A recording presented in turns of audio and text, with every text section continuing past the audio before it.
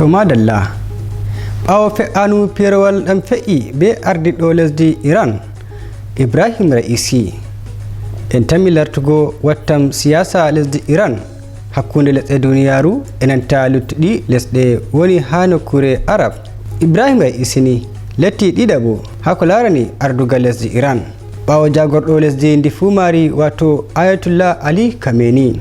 Ayatollah Ali Khamenei kanko on ni latti mo taskinta kala ko dogginta ha laamu lesdi Iran fu se tokki ardiɗo lesdi Ibrahim Ra'isi.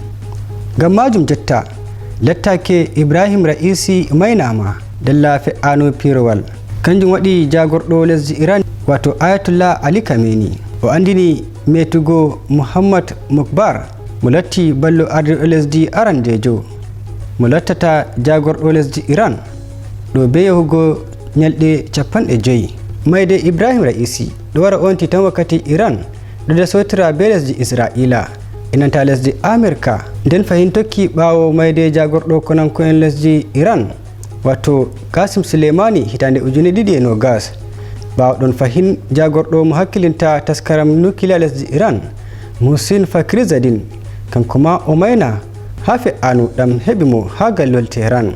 nden jotta ardiɗo lesdi Ibrahim Ra'isi ɗo ni tammi memugo Iran ha ko larani sembe ndi mari ha ko larani siyasa lesɗe duniyaru.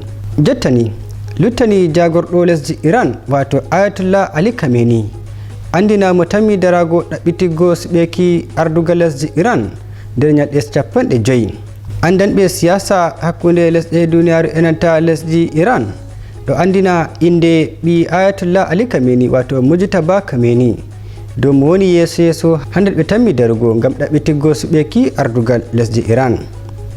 Nane ma kanko on ɓe tammata tamironugo ardugal lesdi Iran to yadake Ibrahim Ra'isi timmini waktuji laamu mako. Jontani lutti en heɗita ngam nanugo nonno suɓol lesdi Iran tammi iga jagorɗo laamu lesdi Iran Ayatollah Ali Khamenei. To laroɓe men ɗo on ni seɗɗa ko en wawata waddango on ha ko larani wattam lesdi Iran ɓawo mayde jagorɗo lesdi ndin Ibrahim Ra'isi.